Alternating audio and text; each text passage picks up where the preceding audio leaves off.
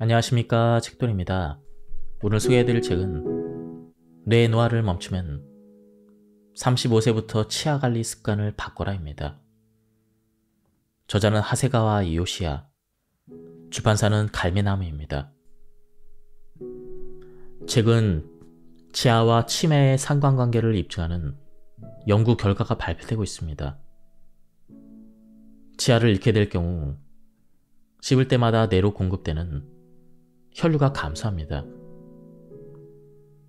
그래서 뇌가 받는 자극이 줄기 때문에 치매에 걸릴 위험도 커집니다. 이 책에서 무엇보다 주목하는 질환은 치주염입니다. 치주염은 충치와 달리 특별한 자각 증상을 동반하지 않을 때가 많습니다. 그런데 바로 이 치주염이 뇌 노화와도 밀접하게 관련이 있습니다. 치주염을 일으키는 치주균은 혈액에 독소를 배출해 알츠하이머를 비롯한 다양한 질환을 일으키는 주범이 됩니다. 먼저 프롤로그를 보겠습니다. 치아를 지키면 뇌를 지킬 수가 있다. 왠지 요즘 뇌 기능이 떨어진 것 같습니까? 이런 상황에 제동을 걸고 개선할 방법이 있습니다. 그것은 치아를 지키는 것입니다. 사실 뇌와 치아는 매우 긴밀하게 연결되어 있습니다. 우리는 태어나서 죽을 때까지 입으로 영양을 섭취합니다. 다소 지나친 표현이지만 인간은 손발 없이도 살 수 있지만 입 없이는 생명을 이어갈 수 없습니다. 다시 말해 산다는 것은 곧 먹는 것입니다. 그러므로 치아를 이용해 계속 씹어야 합니다. 뇌는 음식 섭취를 생존에 가장 필요한 일로 받아들이며 뇌 영역 중에서 입을 포함한 치아의 영역을 특별히 폭넓게 설계했습니다. 따라서 치아를 사용해 씹기만 해도 뇌가 넓은 범위에 걸쳐 활성화됩니다. 그런데 나이가 먹고 이가 빠져서 씹는 기능에 문제가 생기면 뇌로 가는 자극이 줄어듭니다. 그 결과 뇌 속에 노화가 일어나는 것이죠. 그러나 치아를 정성껏 관리하고 계속 씹을 수 있게 유지한다면 언제까지고 계속해서 뇌를 자극하고 혈류량을 증가시켜서 뇌를 활성화시킬 수가 있습니다. 씹을 수 있다면 아무리 나이를 먹어도 뇌 건강과 젊음을 유지할 수가 있습니다. 다시 말해 치아를 지키면 뇌를 지킬 수가 있습니다. 저는 치매 환자의 입속이 마치 쓰레기 더미로 가득한 집과 같다는 사실을 깨닫고 치과 위생사를 초빙해 환자들의 구강 관리를 시작했습니다. 그러자 생각지도 못한 개선 사례가 나오기 시작했습니다. 치의생사에 단 한 번의 치아 관리를 받더니 치매 증상이 나아진 환자도 있었습니다. 정기적으로 치아 관리를 받으면 치매 증상이 악화되는 것을 예방하거나 개선할 수가 있습니다. 고령화가 점점 더 진행돼 치매 환자가 증가할 것으로 예상되는 이러한 시대의 치아 관리는 무엇보다 중요해질 것입니다. 자세히 설명하겠지만 정기적으로 치과를 방문해 치석을 제거하고 치주 질환을 예방하면 뇌의 노화를 막을 수가 있습니다. 나아가 폐렴, 당뇨병, 동맥경화, 뇌경색, 심근경색과 같은 전신질환의 위험을 낮춰서 건강 수명을 연장하는 결과를 얻을 수가 있습니다. 실제로 이로 음식을 씹으면 한 번 씹을 때마다 뇌에 많은 양의 혈액이 공급됩니다. 그래서 씹으면 씹을수록 점점 더 젊어집니다. 우리는 한 번 씹을 때마다 간장 끓은만한 용기에 가득할 만한 양의 혈액이 뇌로 보내집니다.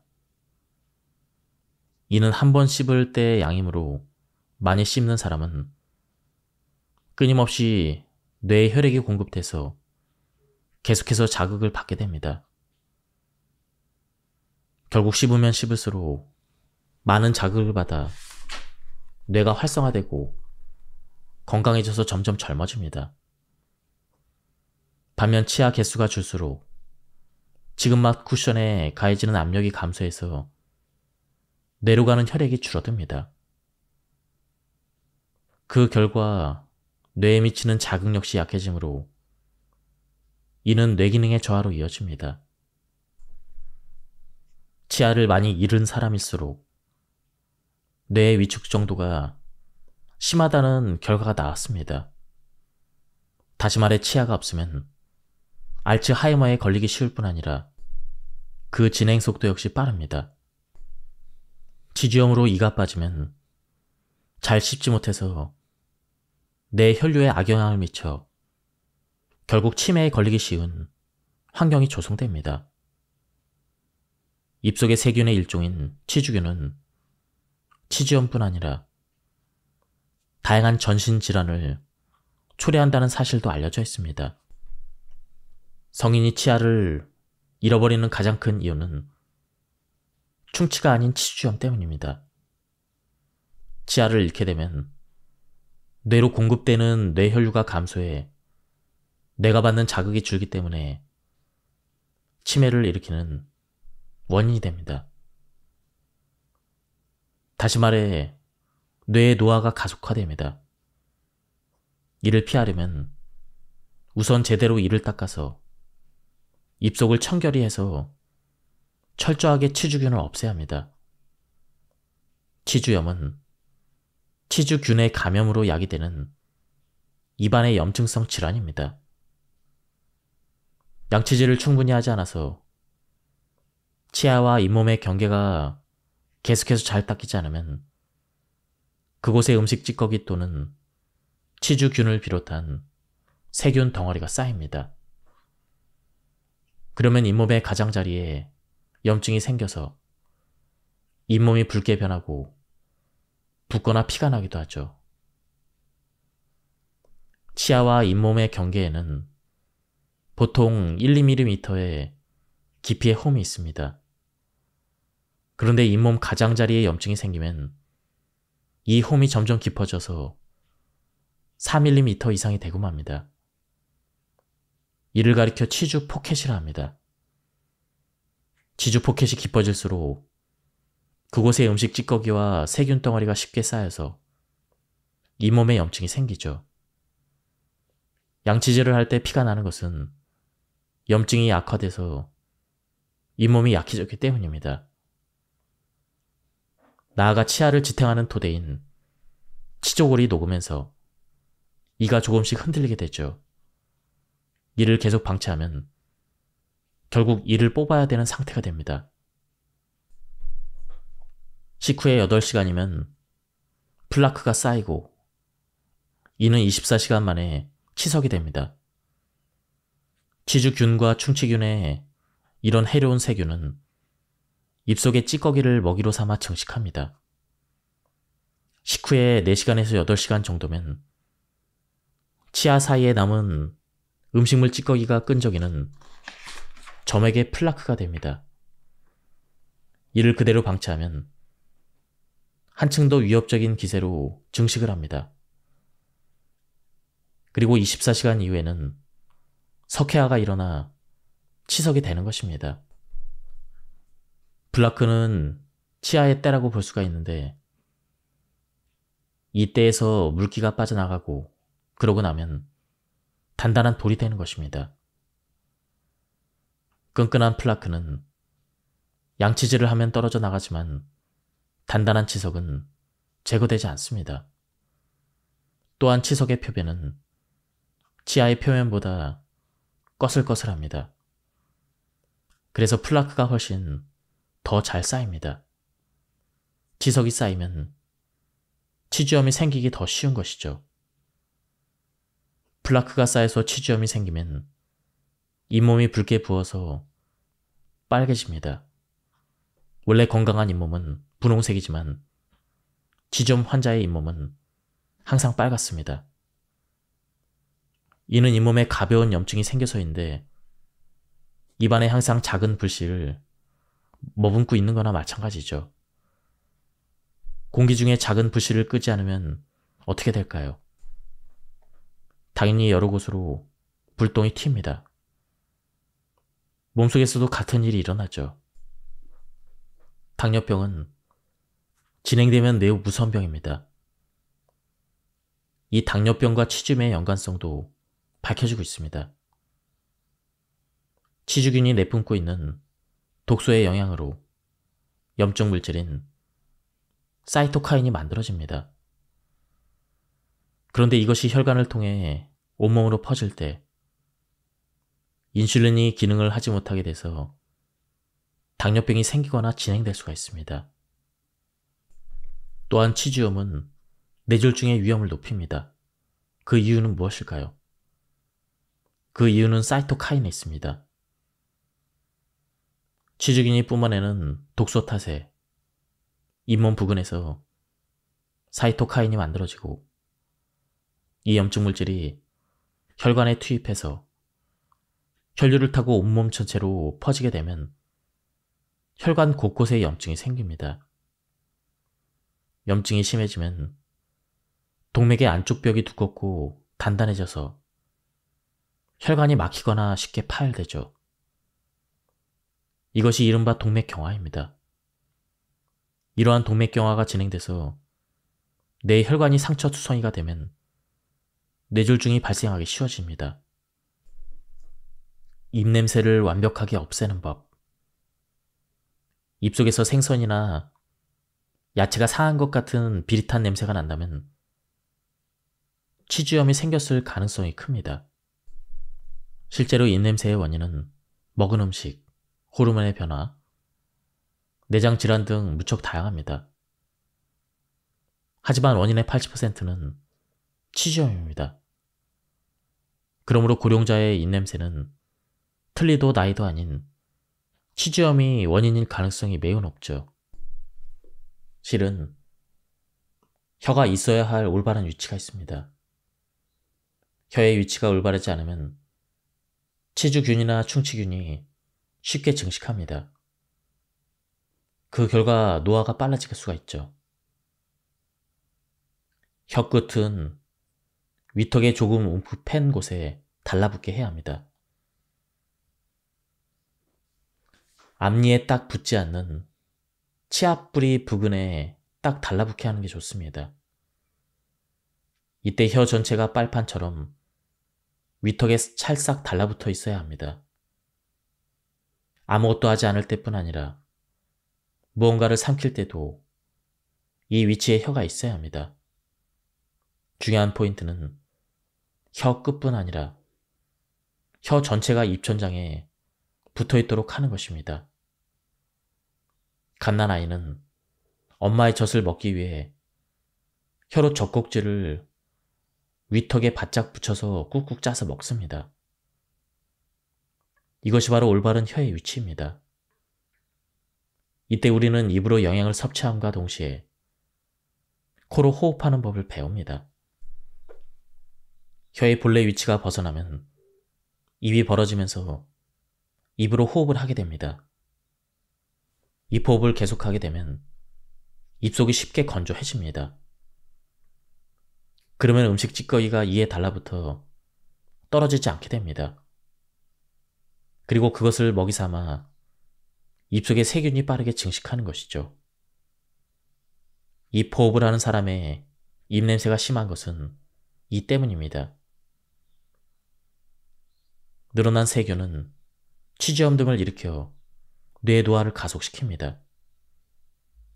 인간은 본래 코로 호흡하는 생물입니다. 호흡을 위한 기관인 코는 바깥 공기로부터 몸을 지키는 기능을 하고 있습니다. 예컨대 코털이나 코 점막의 섬모는 먼지와 세균, 바이러스, 곰팡이 등을 차단하는 공기청정기 기능을 합니다. 또한 코는 공기의 수분을 보충해 면역력을 높이는 가습기 기능과 외부에서 들어온 공기를 따뜻하게 온열하는 온열 기능이 있습니다.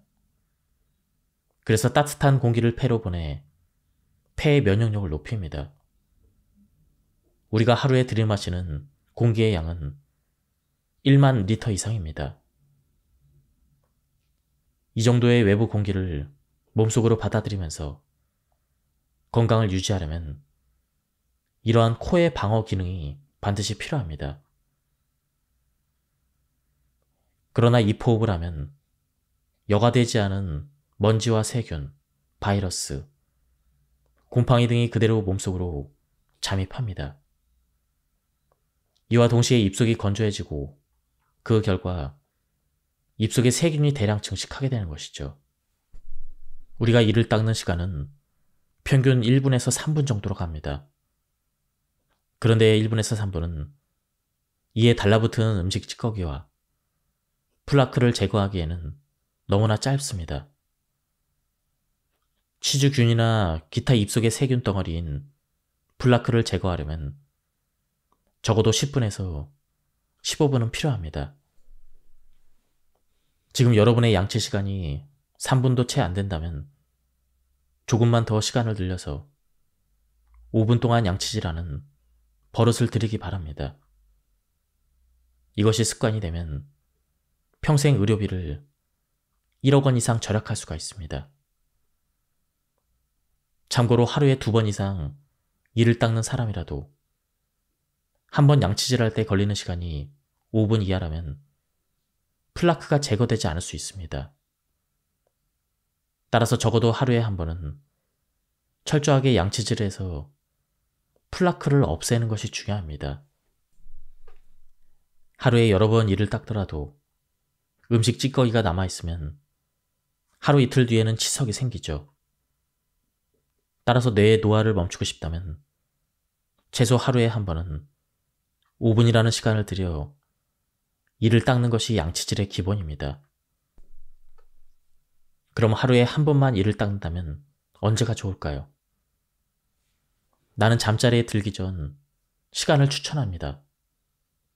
잠을 자는 동안에는 살균 효과가 있는 치매 분비가 감소하기 때문에 깨어있을 때보다 입속 세균이 쉽게 번식하죠.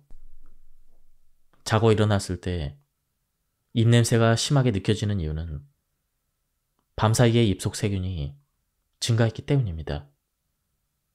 그러므로 잠을 자기 전에 깨끗하게 이를 닦아서 최대한 입속 세균을 제거해야 합니다.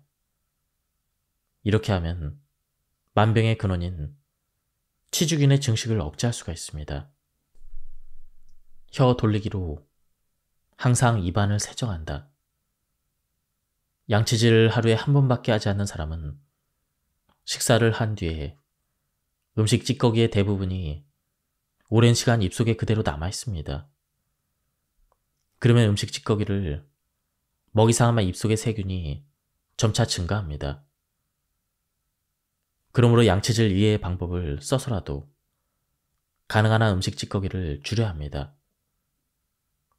이때 입을 헹구기만 해도 큰 찌꺼기를 제거할 수 있지만 하루에 한 번 이를 닦는 사람은 애초에 세면대로 가는 것 자체를 귀찮아하기 때문에 식후에 양치질이 습관화되지 않는 경우가 많습니다. 이런 사람은 혀 돌리기를 꼭 기억합시다. 지금부터 소개하는 혀 돌리기는 얼굴 주변에 있는 이하선, 약하선, 실하선 등의 침샘이 자극돼서 많은 양의 침이 분비됩니다. 침은 매우 훌륭하고 강력한 세정액이죠. 침이 제대로 분비만 돼도 구강에 큰 문제가 생기지 않는다고 할 정도로 우수한 기능을 가지고 있습니다. 혀를 돌리는 방법은 매우 간단합니다. 입술을 닫은 채 혀끝으로 치아의 바깥과 입술 안쪽 사이를 크게 쓸듯 빙그르르 한 바퀴 돌립니다. 한 바퀴 도는데 2, 3초 정도 걸리는 게 이상적이죠. 혀끝을 쭉 늘려 한 바퀴 돌립니다. 오른쪽과 왼쪽 방향으로 각각 20회씩 돌립니다.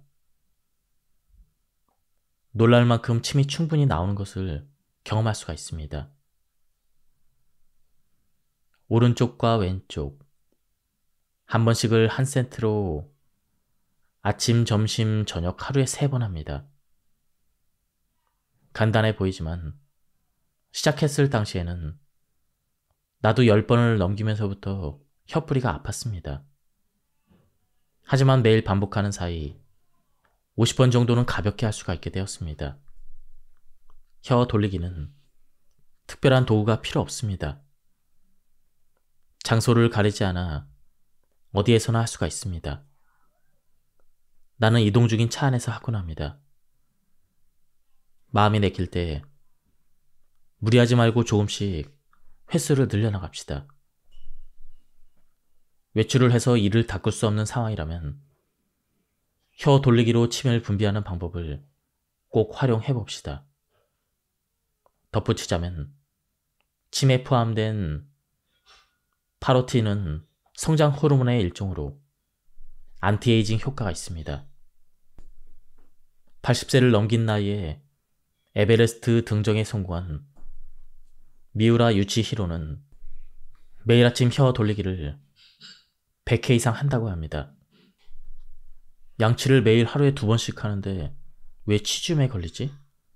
이렇게 생각하는 사람은 대부분 양치를 할 때 치아에 달라붙은 플라그나 음식 찌꺼기를 제거한다는 생각 없이 거의 자동으로 손을 움직이기 때문에 이물질을 깨끗이 없애지 못합니다.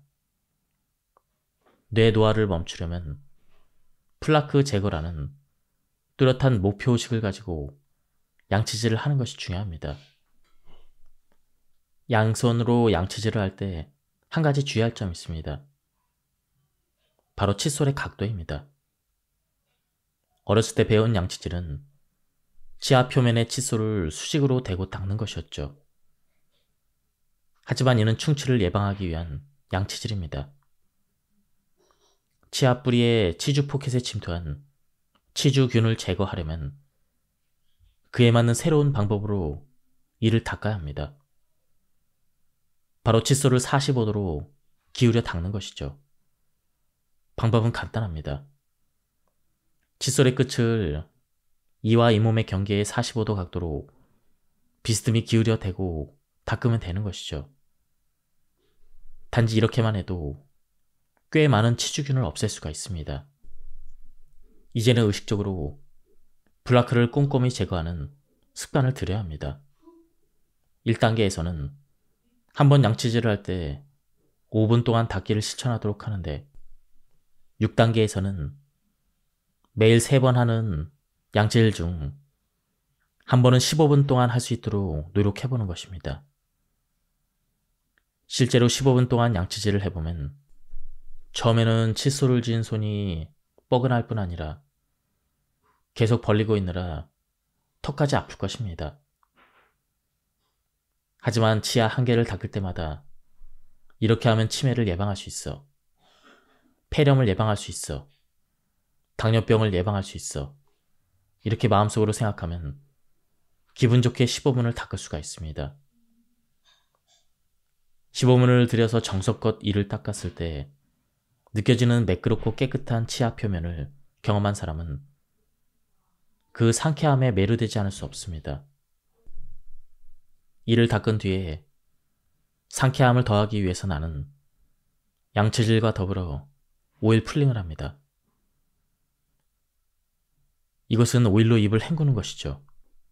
오일 풀링은 입속의 이물질과 세균을 흡착해서 제거하는 효과가 있습니다. 치주염과 충치 예방, 입냄새 방지, 치아의 화이트닝과 안티에이징 효과까지 있다고 방송에서 여러 번 소개되었습니다. 오일을 입에 머금은 순간은 기름이 꽤 끈적거리지만 입안에서 우물우물 가글을 하다 보면 곧 침과 오일이 섞여 더 이상 위화감이 느껴지지 않습니다. 오일 풀링을 마치고 나면 15분간 양치를 하고 났을 때 이상으로 치아 표면이 매끈하고 무엇보다도 입냄새가 말끔히 제거됩니다. 오일 풀링은 언제 어떻게 하는 것이 효과적일까요?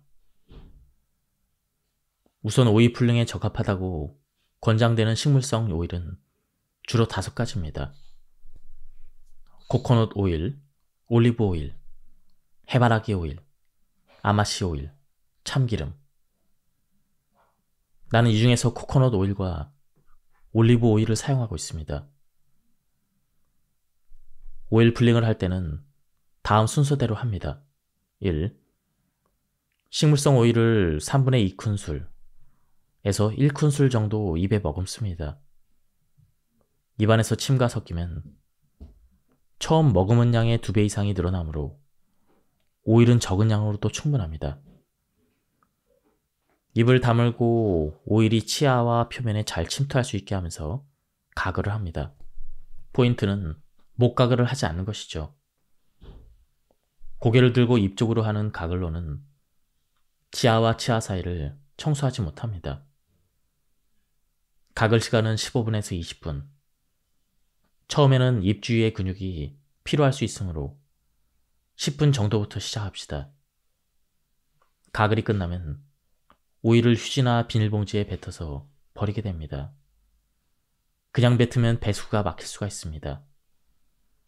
가글을 한 오일에는 많은 잡균이 들어있으므로 절대 삼키지 않도록 유의합니다.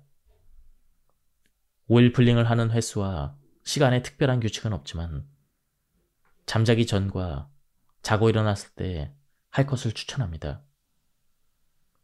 오일 풀링을 하고 입을 깨끗하게 한 뒤에 잠자리에 들고 자고 일어나서도 오일 풀링으로 세균이 가득한 입을 깨끗하게 헹굽시다. 뇌 혈류를 활발하게 하는 가장 간단한 방법은 씹는 것입니다. 그렇다고 해도 씹기 위해 하루 종일 무언가를 계속 먹는다면 바로 살이 쪄서 오히려 건강 수명을 단축시킬 수가 있습니다. 그래서 껌 씹기를 추천합니다. 껌을 적절히 활용하면 건강 수명을 지키면서 뇌의 쓰레기를 씻어버릴 수 있죠. 껌으로 씹는 횟수를 늘리면 뇌의 혈류가 증가해 효율적으로 뇌 쓰레기를 배출할 수가 있습니다. 그럼 어떤 껌이 좋을까요? 껌을 고를 때는 다음 성분이 함유된 제품을 추천합니다. 이들 껌에는 충치 예방을 돕는 기능이 있죠. 1. 먼저 자일리톨입니다. 자작나무와 떡갈나무 등을 원료로 만드는 천연 소재 감미료입니다. 플라크 양을 줄이고 플라크를 양치질로 제거하기 쉬운 상태로 만들어주며 산의 형성을 막아줍니다. 충치를 막아주는 제석회화를 돕습니다. 충치 예방에는 자일리톨 함유량이 90% 이상인 자일리톨 껌이 효과적입니다. 다음은 락토바실러스 루테리균입니다. 인체율의 유산균으로서 충치나 치주염의 원인균을 감소시키는 효과가 있습니다. 다음은 추천하지 않는 껌입니다. 당류가 들어있는 것입니다. 충치균의 먹이인 당류가 들어있다면 껌을 씹는 의미가 없습니다. 당류가 제로인 제품을 선택합시다. 감미료로는 자이리톨, 소르비톨, 마티톨을 추천합니다.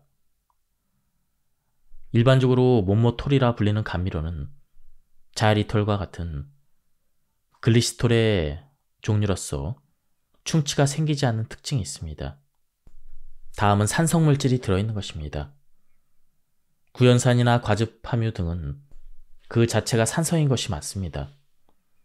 산성 정도에 따라 다르지만 치아의 법질량이 녹아내릴 수 있습니다. 치매 환자의 뇌를 검사하면 기억을 관장하는 해마보다는 감정을 관장하는 편도액이 먼저 유식되는 것으로 알려져 있습니다. 치매 환자에게는 건망증과 같은 기억력 저하보다는 먼저 감정의 상실이 나타납니다. 그에 따라 초기에는 무표정이나 의욕저하 같은 증상을 먼저 보입니다. 어쩌면 해마에 인접한 편도핵이 위축되면서 해마의 부피 역시 줄어드는 것일 수도 있습니다.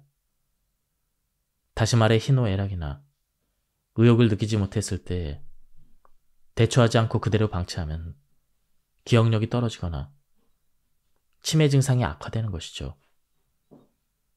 그렇다면 편도액이 위축되기 시작해서 표정이 없어지거나 의욕이 떨어지는 등의 증상이 나타날 경우 어떻게 대처해야 할까요? 바로 편도액을 자극해주는 게 좋습니다. 편도핵을 자극하면 오감 모두를 자극하는 것을 추천합니다. 오감을 자극하면 편도액이 자극을 받아 기쁨과 즐거움, 고통, 슬픔 등 다양한 감정을 불러일으킵니다. 의욕을 샘솟게 하는 기분 좋은 자극. 예컨대 외식을 하러 나갔다고 합시다. 그때 먹은 요리가 실망스러울 정도로 맛이 없거나 비위가 상할 정도로 역한 냄새가 났다면 어떨까요? 혹은 다른 사람들 중 마구 떠드는 사람이 있어서 가게 안이 심하게 소란스러웠다면, 이렇게 불쾌한 경험을 했다면 또다시 그 가게에 가고 싶은 의욕이 생기지 않을 것입니다. 그런데 반대로 유쾌한 자극을 받았다면 어떨까요? 감탄사가 나올 만큼 보기에 맛깔스러운 요리에서 식욕을 돋구는 향긋한 냄새가 납니다.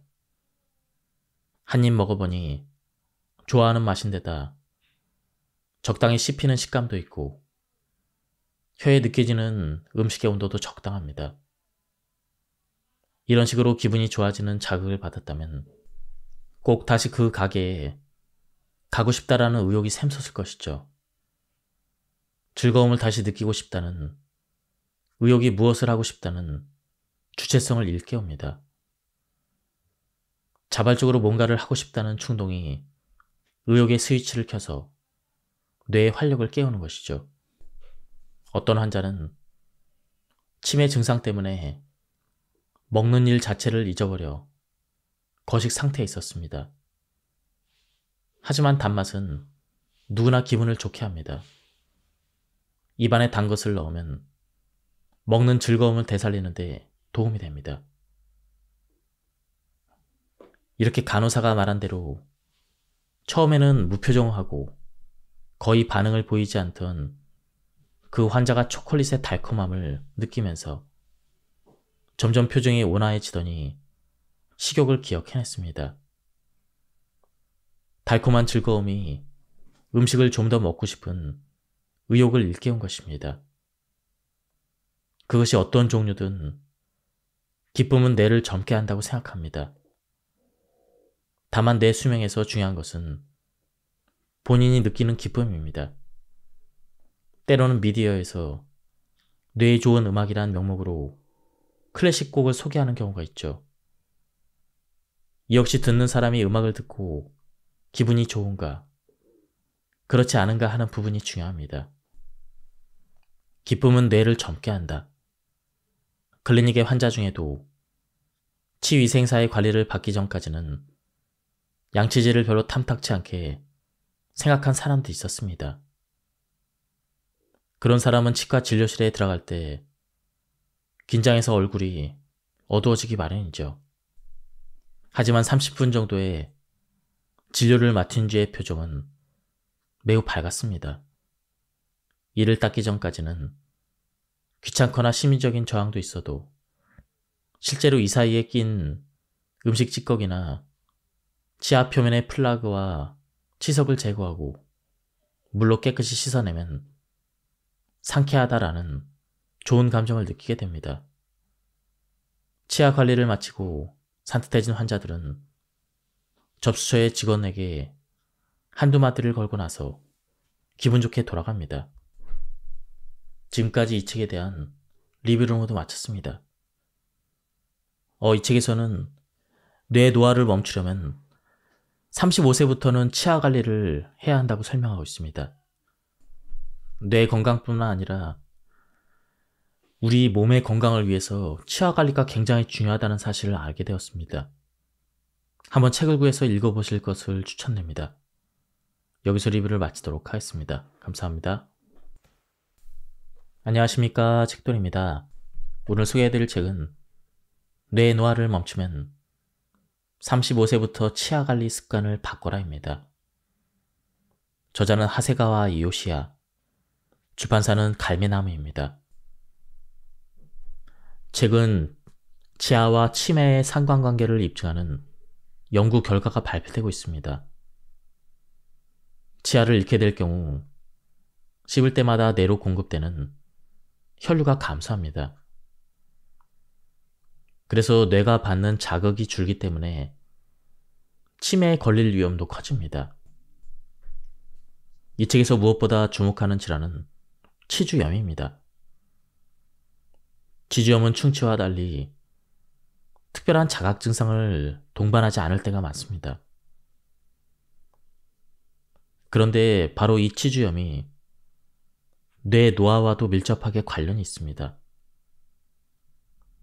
치주염을 일으키는 치주균은 혈액에 독소를 배출해 알츠하이머를 비롯한 다양한 질환을 일으키는 주범이 됩니다. 먼저 프롤로그를 보겠습니다. 치아를 지키면 뇌를 지킬 수가 있다. 왠지 요즘 뇌 기능이 떨어진 것 같습니까? 이런 상황에 제동을 걸고 개선할 방법이 있습니다. 그것은 치아를 지키는 것입니다. 사실 뇌와 치아는 매우 긴밀하게 연결되어 있습니다. 우리는 태어나서 죽을 때까지 입으로 영양을 섭취합니다. 다소 지나친 표현이지만 인간은 손발 없이도 살 수 있지만 입 없이는 생명을 이어갈 수 없습니다. 다시 말해 산다는 것은 곧 먹는 것입니다. 그러므로 치아를 이용해 계속 씹어야 합니다. 뇌는 음식 섭취를 생존에 가장 필요한 일로 받아들이며 뇌 영역 중에서 입을 포함한 치아의 영역을 특별히 폭넓게 설계했습니다. 따라서 치아를 사용해 씹기만 해도 뇌가 넓은 범위에 걸쳐 활성화됩니다. 그런데 나이가 먹고 이가 빠져서 씹는 기능에 문제가 생기면 뇌로 가는 자극이 줄어듭니다. 그 결과 뇌 속에 노화가 일어나는 것이죠. 그러나 치아를 정성껏 관리하고 계속 씹을 수 있게 유지한다면 언제까지고 계속해서 뇌를 자극하고 혈류량을 증가시켜서 뇌를 활성화시킬 수가 있습니다. 씹을 수 있다면 아무리 나이를 먹어도 뇌 건강과 젊음을 유지할 수가 있습니다. 다시 말해 치아를 지키면 뇌를 지킬 수가 있습니다. 저는 치매 환자의 입속이 마치 쓰레기 더미로 가득한 집과 같다는 사실을 깨닫고 치과 위생사를 초빙해 환자들의 구강 관리를 시작했습니다. 그러자 생각지도 못한 개선 사례가 나오기 시작했습니다. 치의생사에 단 한 번의 치아 관리를 받더니 치매 증상이 나아진 환자도 있었습니다. 정기적으로 치아 관리를 받으면 치매 증상이 악화되는 것을 예방하거나 개선할 수가 있습니다. 고령화가 점점 더 진행돼 치매 환자가 증가할 것으로 예상되는 이러한 시대의 치아 관리는 무엇보다 중요해질 것입니다.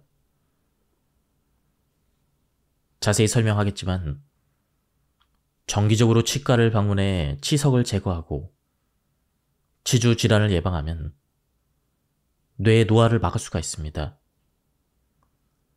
나아가 폐렴, 당뇨병, 동맥경화, 뇌경색, 심근경색과 같은 전신 질환의 위험을 낮춰서 건강 수명을 연장하는 결과를 얻을 수가 있습니다.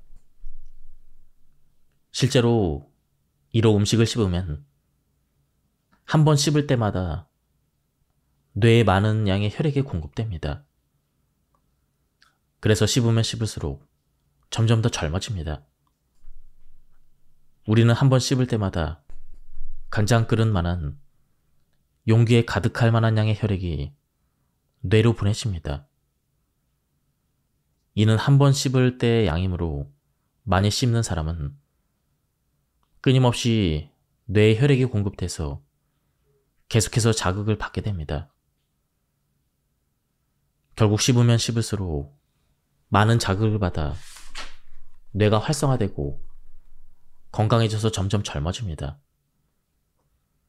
반면 치아 개수가 줄수록 지금 맛 쿠션에 가해지는 압력이 감소해서 뇌로 가는 혈액이 줄어듭니다. 그 결과 뇌에 미치는 자극 역시 약해지므로 이는 뇌기능의 저하로 이어집니다. 치아를 많이 잃은 사람일수록 뇌의 위축 정도가 심하다는 결과가 나왔습니다. 다시 말해 치아가 없으면 알츠하이머에 걸리기 쉬울 뿐 아니라 그 진행 속도 역시 빠릅니다. 지주염으로 이가 빠지면 잘 씹지 못해서 내 혈류에 악영향을 미쳐 결국 치매에 걸리기 쉬운 환경이 조성됩니다. 입속의 세균의 일종인 치주균은 치주염뿐 아니라 다양한 전신 질환을 초래한다는 사실도 알려져 있습니다. 성인이 치아를 잃어버리는 가장 큰 이유는 충치가 아닌 치주염 때문입니다. 치아를 잃게 되면 뇌로 공급되는 뇌혈류가 감소해 뇌가 받는 자극이 줄기 때문에 치매를 일으키는 원인이 됩니다. 다시 말해 뇌의 노화가 가속화됩니다. 이를 피하려면 우선 제대로 이를 닦아서 입속을 청결히 해서 철저하게 치주균을 없애야 합니다. 치주염은 치주균의 감염으로 야기되는 입안의 염증성 질환입니다. 양치질을 충분히 하지 않아서 치아와 잇몸의 경계가 계속해서 잘 닦이지 않으면 그곳에 음식 찌꺼기 또는 치주균을 비롯한 세균 덩어리가 쌓입니다. 그러면 잇몸의 가장자리에 염증이 생겨서 잇몸이 붉게 변하고 붓거나 피가 나기도 하죠. 치아와 잇몸의 경계에는 보통 1~2mm의 깊이의 홈이 있습니다. 그런데 잇몸 가장자리에 염증이 생기면 이 홈이 점점 깊어져서 4mm 이상이 되고 맙니다. 이를 가리켜 치주 포켓이라 합니다. 치주 포켓이 깊어질수록 그곳에 음식 찌꺼기와 세균 덩어리가 쉽게 쌓여서 잇몸에 염증이 생기죠. 양치질을 할 때 피가 나는 것은 염증이 약화돼서 잇몸이 약해졌기 때문입니다. 나아가 치아를 지탱하는 토대인 치조골이 녹으면서 이가 조금씩 흔들리게 되죠. 이를 계속 방치하면 결국 이를 뽑아야 되는 상태가 됩니다. 식후에 8시간이면 플라크가 쌓이고 이는 24시간 만에 치석이 됩니다. 치주균과 충치균의 이런 해로운 세균은 입속의 찌꺼기를 먹이로 삼아 증식합니다. 식후에 4시간에서 8시간 정도면 치아 사이에 남은 음식물 찌꺼기가 끈적이는 점액의 플라크가 됩니다. 이를 그대로 방치하면 한층 더 위협적인 기세로 증식을 합니다. 그리고 24시간 이후에는 석회화가 일어나 치석이 되는 것입니다. 플라크는 치아의 때라고 볼 수가 있는데 이 때에서 물기가 빠져나가고 그러고 나면 단단한 돌이 되는 것입니다. 끈끈한 플라크는 양치질을 하면 떨어져 나가지만 단단한 치석은 제거되지 않습니다. 또한 치석의 표면은 치아의 표면보다 꺼슬꺼슬합니다. 그래서 플라크가 훨씬 더 잘 쌓입니다. 지석이 쌓이면 치주염이 생기기 더 쉬운 것이죠. 플라크가 쌓여서 치주염이 생기면 잇몸이 붉게 부어서 빨개집니다. 원래 건강한 잇몸은 분홍색이지만 치주염 환자의 잇몸은 항상 빨갛습니다. 이는 잇몸에 가벼운 염증이 생겨서인데 입안에 항상 작은 불씨를 머금고 있는 거나 마찬가지죠. 공기 중에 작은 불씨를 끄지 않으면 어떻게 될까요? 당연히 여러 곳으로 불똥이 튑니다. 몸속에서도 같은 일이 일어나죠. 당뇨병은 진행되면 매우 무서운 병입니다. 이 당뇨병과 치주염의 연관성도 밝혀지고 있습니다. 치주균이 내뿜고 있는 독소의 영향으로 염증 물질인 사이토카인이 만들어집니다. 그런데 이것이 혈관을 통해 온몸으로 퍼질 때 인슐린이 기능을 하지 못하게 돼서 당뇨병이 생기거나 진행될 수가 있습니다. 또한 치주염은 뇌졸중의 위험을 높입니다. 그 이유는 무엇일까요? 그 이유는 사이토카인에 있습니다. 치주균이 뿜어내는 독소 탓에 잇몸 부근에서 사이토카인이 만들어지고 이 염증 물질이 혈관에 투입해서 혈류를 타고 온몸 전체로 퍼지게 되면 혈관 곳곳에 염증이 생깁니다. 염증이 심해지면 동맥의 안쪽 벽이 두껍고 단단해져서 혈관이 막히거나 쉽게 파열되죠. 이것이 이른바 동맥경화입니다. 이러한 동맥경화가 진행돼서 뇌 혈관이 상처투성이가 되면 뇌졸중이 발생하기 쉬워집니다. 입냄새를 완벽하게 없애는 법. 입속에서 생선이나 야채가 상한 것 같은 비릿한 냄새가 난다면 치주염이 생겼을 가능성이 큽니다. 실제로 입냄새의 원인은 먹은 음식, 호르몬의 변화, 내장 질환 등 무척 다양합니다. 하지만 원인의 80%는 치주염입니다. 그러므로 고령자의 입냄새는 틀리도 나이도 아닌 치주염이 원인일 가능성이 매우 높죠. 실은 혀가 있어야 할 올바른 위치가 있습니다. 혀의 위치가 올바르지 않으면 치주균이나 충치균이 쉽게 증식합니다. 그 결과 노화가 빨라질 수가 있죠. 혀 끝은 위턱에 조금 움푹 팬 곳에 달라붙게 해야 합니다.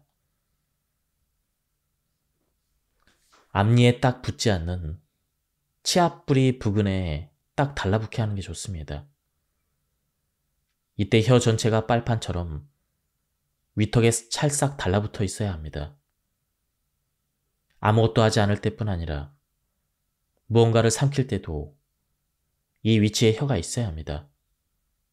중요한 포인트는 혀 끝뿐 아니라 혀 전체가 입천장에 붙어 있도록 하는 것입니다. 갓난아이는 엄마의 젖을 먹기 위해 혀로 젖꼭지를 위턱에 바짝 붙여서 꾹꾹 짜서 먹습니다. 이것이 바로 올바른 혀의 위치입니다. 이때 우리는 입으로 영양을 섭취함과 동시에 코로 호흡하는 법을 배웁니다. 혀의 본래 위치가 벗어나면 입이 벌어지면서 입으로 호흡을 하게 됩니다.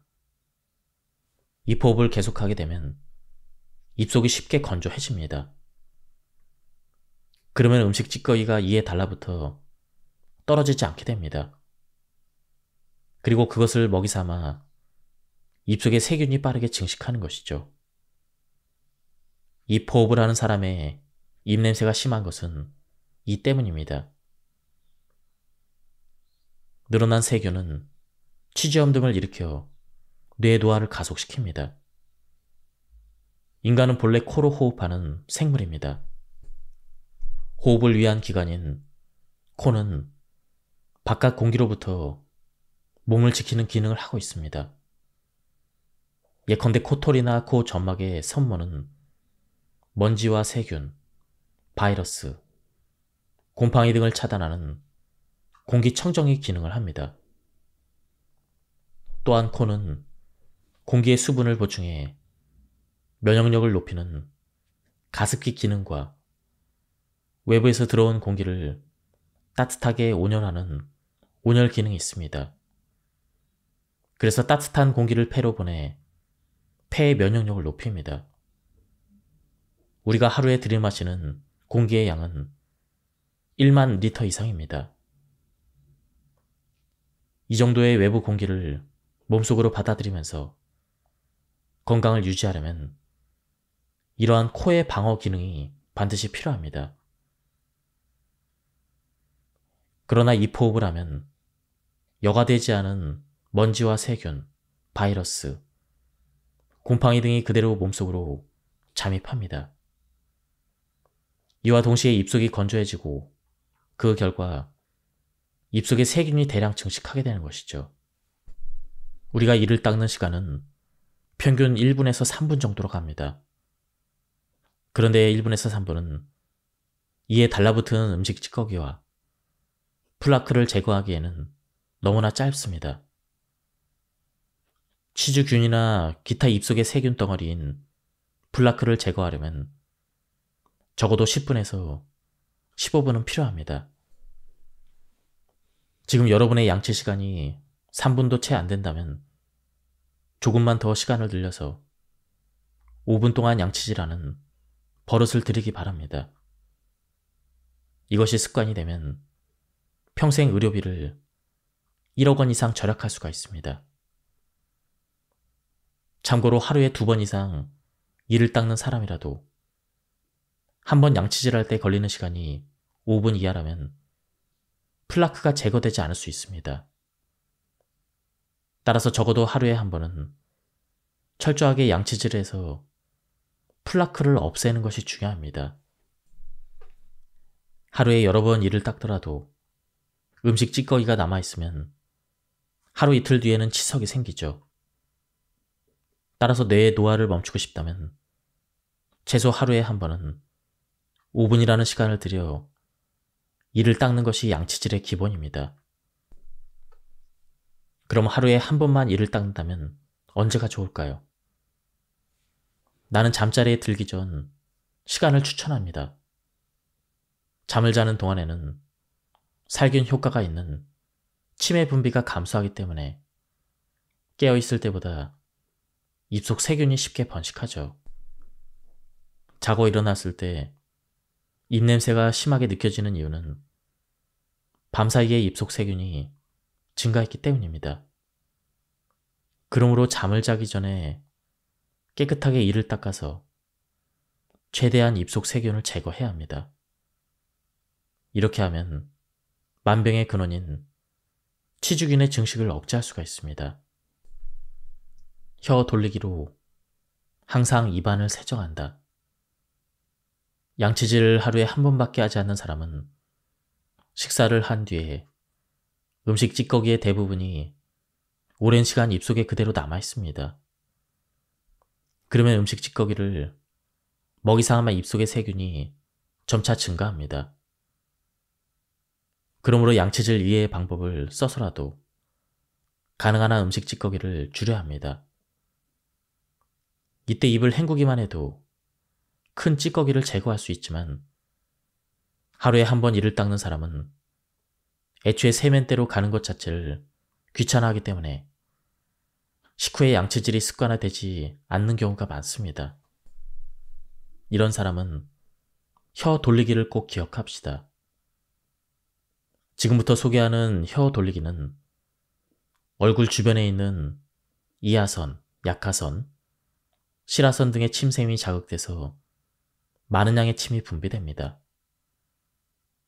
침은 매우 훌륭하고 강력한 세정액이죠. 침이 제대로 분비만 돼도 구강에 큰 문제가 생기지 않는다고 할 정도로 우수한 기능을 가지고 있습니다. 혀를 돌리는 방법은 매우 간단합니다. 입술을 닫은 채 혀끝으로 치아의 바깥과 입술 안쪽 사이를 크게 쓸듯 빙그르르 한 바퀴 돌립니다. 한 바퀴 도는데 2, 3초 정도 걸리는 게 이상적이죠. 혀끝을 쭉 늘려 한 바퀴 돌립니다. 오른쪽과 왼쪽 방향으로 각각 20회씩 돌립니다. 놀랄 만큼 침이 충분히 나오는 것을 경험할 수가 있습니다. 오른쪽과 왼쪽 한 번씩을 한 세트로 아침, 점심, 저녁 하루에 3번 합니다. 간단해 보이지만 시작했을 당시에는 나도 10번을 넘기면서부터 혀뿌리가 아팠습니다. 하지만 매일 반복하는 사이 50번 정도는 가볍게 할 수가 있게 되었습니다. 혀 돌리기는 특별한 도구가 필요 없습니다. 장소를 가리지 않아 어디에서나 할 수가 있습니다. 나는 이동 중인 차 안에서 하곤 합니다. 마음이 내킬 때 무리하지 말고 조금씩 횟수를 늘려나갑시다. 외출을 해서 이를 닦을 수 없는 상황이라면 혀 돌리기로 침을 분비하는 방법을 꼭 활용해 봅시다. 덧붙이자면 침에 포함된 파로틴은 성장 호르몬의 일종으로 안티에이징 효과가 있습니다. 80세를 넘긴 나이에 에베레스트 등정에 성공한 미우라 유치히로는 매일 아침 혀 돌리기를 100회 이상 한다고 합니다. 양치를 매일 하루에 2번씩 하는데 왜 치주에 걸리지? 이렇게 생각하는 사람은 대부분 양치를 할 때 치아에 달라붙은 플라그나 음식 찌꺼기를 제거한다는 생각 없이 거의 자동으로 손을 움직이기 때문에 이물질을 깨끗이 없애지 못합니다. 뇌 노화를 멈추려면 플라크 제거라는 뚜렷한 목표의식을 가지고 양치질을 하는 것이 중요합니다. 양손으로 양치질을 할 때 한 가지 주의할 점이 있습니다.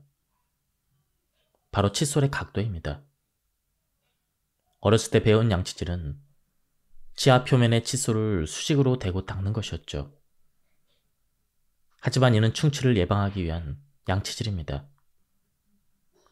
치아 뿌리에 치주 포켓에 침투한 치주균을 제거하려면 그에 맞는 새로운 방법으로 이를 닦아야 합니다. 바로 칫솔을 45도로 기울여 닦는 것이죠. 방법은 간단합니다. 칫솔의 끝을 이와 잇몸의 경계에 45도 각도로 비스듬히 기울여 대고 닦으면 되는 것이죠. 단지 이렇게만 해도 꽤 많은 치주균을 없앨 수가 있습니다. 이제는 의식적으로 플라크를 꼼꼼히 제거하는 습관을 들여야 합니다. 1단계에서는 한번 양치질을 할 때 5분 동안 닦기를 실천하도록 하는데 6단계에서는 매일 3번 하는 양치질 중 한 번은 15분 동안 할 수 있도록 노력해보는 것입니다.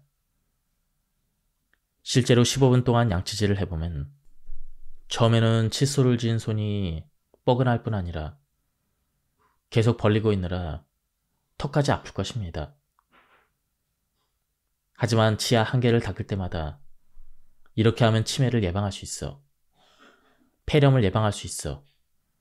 당뇨병을 예방할 수 있어. 이렇게 마음속으로 생각하면 기분 좋게 15분을 닦을 수가 있습니다.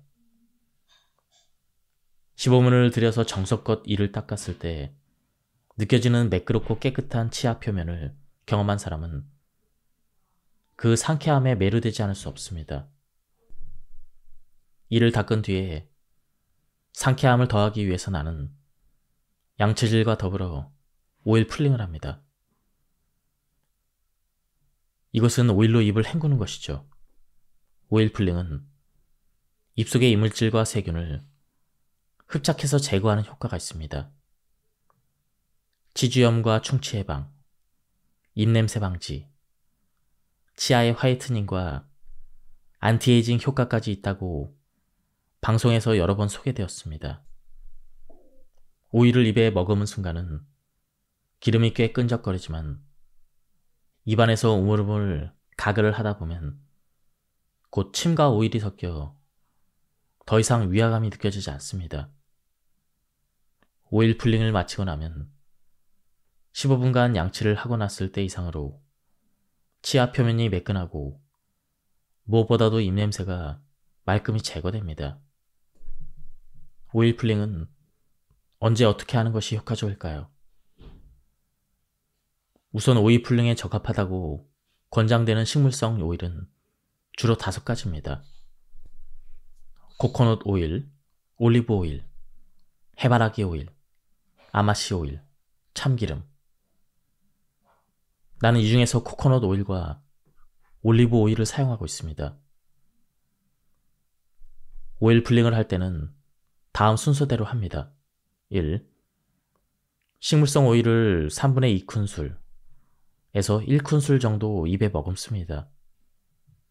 입안에서 침과 섞이면 처음 머금은 양의 2배 이상이 늘어나므로 오일은 적은 양으로도 충분합니다. 입을 다물고 오일이 치아와 표면에 잘 침투할 수 있게 하면서 가글을 합니다. 포인트는 목 가글을 하지 않는 것이죠. 고개를 들고 입 쪽으로 하는 가글로는 치아와 치아 사이를 청소하지 못합니다. 가글 시간은 15분에서 20분. 처음에는 입 주위의 근육이 필요할 수 있으므로 10분 정도부터 시작합시다. 가글이 끝나면 오일을 휴지나 비닐봉지에 뱉어서 버리게 됩니다. 그냥 뱉으면 배수구가 막힐 수가 있습니다. 가글을 한 오일에는 많은 잡균이 들어있으므로 절대 삼키지 않도록 유의합니다. 오일 풀링을 하는 횟수와 시간에 특별한 규칙은 없지만 잠자기 전과 자고 일어났을 때 할 것을 추천합니다. 오일 풀링을 하고 입을 깨끗하게 한 뒤에 잠자리에 들고 자고 일어나서도 오일 풀링으로 세균이 가득한 입을 깨끗하게 헹굽시다. 뇌 혈류를 활발하게 하는 가장 간단한 방법은 씹는 것입니다. 그렇다고 해도 씹기 위해 하루 종일 무언가를 계속 먹는다면 바로 살이 쪄서 오히려 건강 수명을 단축시킬 수가 있습니다. 그래서 껌 씹기를 추천합니다. 껌을 적절히 활용하면 건강 수명을 지키면서 뇌의 쓰레기를 씻어버릴 수 있죠. 껌으로 씹는 횟수를 늘리면 뇌의 혈류가 증가해 효율적으로 뇌 쓰레기를 배출할 수가 있습니다. 그럼 어떤 껌이 좋을까요? 껌을 고를 때는 다음 성분이 함유된 제품을 추천합니다. 이들 껌에는 충치 예방을 돕는 기능이 있죠. 1. 먼저 자일리톨입니다. 자작나무와 떡갈나무 등을 원료로 만드는 천연 소재 감미료입니다. 플라크 양을 줄이고 플라크를 양치질로 제거하기 쉬운 상태로 만들어주며 산의 형성을 막아줍니다. 충치를 막아주는 제석회화를 돕습니다. 충치 예방에는 자일리톨 함유량이 90% 이상인 자일리톨 껌이 효과적입니다. 다음은 락토바실러스 루테리균입니다. 인체율의 유산균으로서 충치나 치주염의 원인균을 감소시키는 효과가 있습니다. 다음은 추천하지 않는 껌입니다. 당류가 들어있는 것입니다. 충치균의 먹이인 당류가 들어있다면 껌을 씹는 의미가 없습니다. 당류가 제로인 제품을 선택합시다. 감미료로는 자이리톨, 소르비톨, 마티톨을 추천합니다. 일반적으로 몬모톨이라 불리는 감미료는 자이리톨과 같은 글리시톨의 종류로서 충치가 생기지 않는 특징이 있습니다. 다음은 산성물질이 들어있는 것입니다. 구연산이나 과즙 함유 등은 그 자체가 산성인 것이 맞습니다. 산성 정도에 따라 다르지만 치아의 법질량이 녹아내릴 수 있습니다. 치매 환자의 뇌를 검사하면 기억을 관장하는 해마보다는 감정을 관장하는 편도액이 먼저 위축되는 것으로 알려져 있습니다. 치마 환자에게는 건망증과 같은 기억력 저하보다는 먼저 감정의 상실이 나타납니다. 그에 따라 초기에는 무표정이나 의욕 저하 같은 증상을 먼저 보입니다. 어쩌면 해마에 인접한 편도핵이 위축되면서 해마의 부피 역시 줄어드는 것일 수도 있습니다.